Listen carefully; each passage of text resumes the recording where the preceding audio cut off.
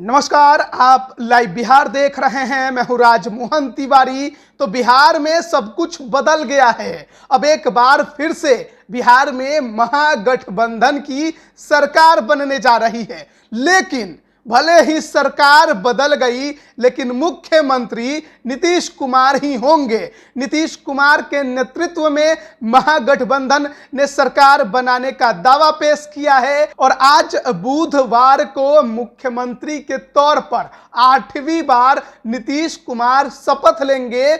और वहीं कल तक जो नेता प्रतिपक्ष थे, अब वो उप मुख्यमंत्री पद का शपथ ग्रहण कर सकते हैं। तो बहुत कुछ बिहार की राजनीति में बदल गया, लेकिन पिछले कई महीनों से सबसे ज्यादा चर्चा मोकामा के उपचुनाव की हो रही थी। आपको मालूम होगा, अनंत सिंह वहां के आरजेडी के विधायक थे, लेकिन 10 साल की सजा हो गई तो विधायकी चली गई और ऐसे में मोकामा की सीट पर उपचुनाव होने वाला है।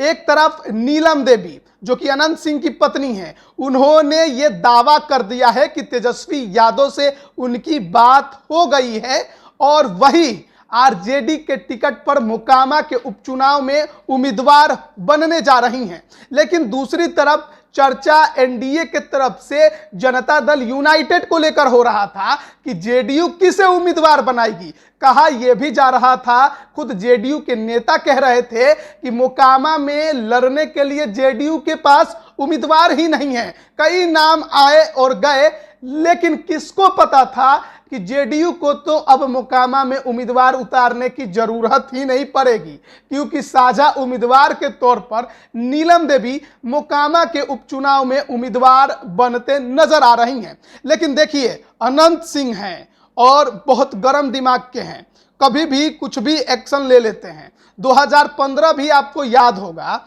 जब नीतीश कुमार तेजस्वी यादव के साथ सरकार बनाने चल रहे थे, जब चुनाव की उन्होंने घोषणा की कि लालू यादव के साथ मिलकर महागठबंधन बनाकर वो चुनाव लड़ेंगे, तो अनंत सिंह कितने गुस्से में आ गए थे।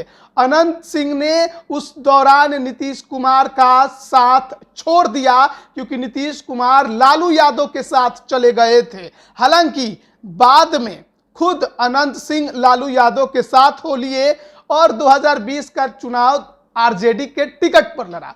लेकिन अब सवाल यही है कि अनंत सिंह को जो सजा हुई, उसके पीछे जो उनके समर्थक हैं वो नीतीश कुमार को जिम्मेदार मानते हैं। उनका कहना है कि अनंत सिंह जब तक नीतीश कुमार के साथ थे तब तक वो सही थे, साफ सुथरे थे, लेकिन जैसे ही उन्होंने नीतीश कुमार का साथ छोड़ा, नीतीश कुमार ने उन्हें जेल करवा दिया। उन्हें AK-47 के अवैध हथियार रखने के आरोप में जेल भेजवा दिया, 10 साल की सजा करवा दी। लेकिन अब उसी नीतीश कुमार के साथ उनकी पार्टी आरजेडी ने बिहार में सरकार बना ली। तो अब क्या अनंत सिंह आरजेडी को भी छोड़ देंगे, ये बड़ा सवाल है। लेकिन देखिए, जो अनंत सिंह के करीबी लोग हैं, उनसे भी हमने इस पर बातचीत की और पूछा कि क्या कीजिएगा आगे, क्योंकि एक बार तो आपने लालू यादव के साथ नीतीश कुमार गए तो आप निर्दलीय चुनावी मैदान में उतर गए, जीत गए। अब लालू यादव नीतीश कुमार के साथ चले गए, तो अब क्या कीजिएगा। तो उन्होंने कहा कि देखिए, नीतीश कुमार को हम नेता नहीं मानते हैं, हमारे नेता लालू यादव हैं, तेजस्वी यादव हैं। अगर तेजस्वी यादव ने कोई फैसला किया है तो हम उनके साथ हैं। यानी कि मोकामा के उपचुनाव के रण में नीलम देवी, जो कि अनंत सिंह की पत्नी है, जिन्होंने दावा भी किया है कि वही आरजेडी के टिकट पर उम्मीदवार होंगी, तो वो जेडीयू आरजेडी की साझा उम्मीदवार बन सकती हैं। लेकिन दूसरी तरफ आखिरकार अब नीलम देवी को चुनौती मोकामा के उपचुनाव में कौन देगा, क्योंकि जेडीयू एक विरोधी पार्टी नजर आ रही थी जो चुनाव लड़ सकती थी, लेकिन अब तो वो भी साथ में आ गई है। तो बचा कौन। एक तरफ मुकेश सहनी है, उन्होंने कहा है कि वो उम्मीदवार उतारेंगे। हालांकि उन्होंने ये भी कहा है कि अगर आरजेडी जेडीयू उनसे बात करती है समर्थन को लेकर, तो वो उस पर सोच भी सकते हैं। यानी कि मुकेश सहनी ने अपना जो रणनीति है वो सबके सामने खुला रखा है कि या तो आप मुझे अपने गठबंधन में शामिल करा लो, तो फिर मैं मोकामा छोड़ दूंगा, नहीं कराओगे तो मोकामा में चुनाव लड़ूंगा। लेकिन इसके अलावा अब बीजेपी, क्योंकि बिहार की राजनीति में पूरी तरह से अकेले हो चुकी है, अब उसके साथ कोई भी राजनीतिक पार्टी नहीं है। चिराग पासवान निश्चित तौर पर उसको अप्रत्यक्ष तौर पर समर्थन देते नजर आ रहे हैं, क्योंकि वो नीतीश कुमार और तेजस्वी यादव के गठबंधन को नकारते दिखाई दे रहे हैं और उनका साफ कहना है कि यह बिहार के विकास का गठबंधन नहीं हो सकता है। तो क्या एक बार फिर से चिराग और बीजेपी एक साथ आएंगे? क्योंकि देखिए, जब पहले एनडीए का गठबंधन हुआ करता था तो उस दौरान जो है वो नीतीश कुमार की पार्टी चुनाव लड़ती थी, बीजेपी इस सीट पर चुनाव लड़ते नजर नहीं आई। बहुत पहले जनता पार्टी जब थी तब चुनाव लड़ी थी। लेकिन अब क्या होगा? क्या बीजेपी मोकामा के रण में उतरेगी? क्या बीजेपी अपना दम दिखाने का प्रयास करेगी?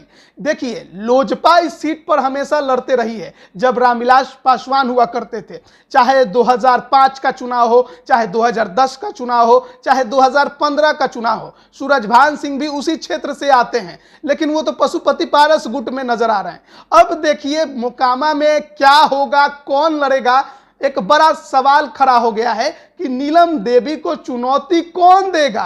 क्या निर्विरोध ही जीत जाएंगी? अब सवाल यही उठ रहा है कि मोकामा उपचुनाव में अब तो नीलम देवी को टक्कर देना और मुश्किल हो जाएगा, क्योंकि जेडीयू आरजेडी की अगर वो साझी उम्मीदवार बनती हैं। क्या बीजेपी पहली बार इस सीट पर अपना ताल ठोकेगी, चुनाव लड़ेगी? लेकिन बड़ा कठिन है बीजेपी के लिए भी इस सीट पर चुनाव लड़ना और जीतना, क्योंकि इस सीट पर उम्मीदवार खोजना अनंत सिंह के खिलाफ यही सबसे बड़ा मुश्किल है। ललन सिंह, मोकामा के ललन सिंह, जिनको आप नलिनी रंजन शर्मा भी कहते हैं, वो एलजेपी के टिकट पर बहुत बार चुनाव इस सीट से लड़े हैं और अनंत सिंह को कड़ी टक्कर उन्होंने दी है। लेकिन अभी वो जदयू में है और अब तो जदयू यहां मिल गई तो ललन सिंह हो सकता है कि किसी और पार्टी का दामन थाम कर मोकामा के रण में उतर जाए।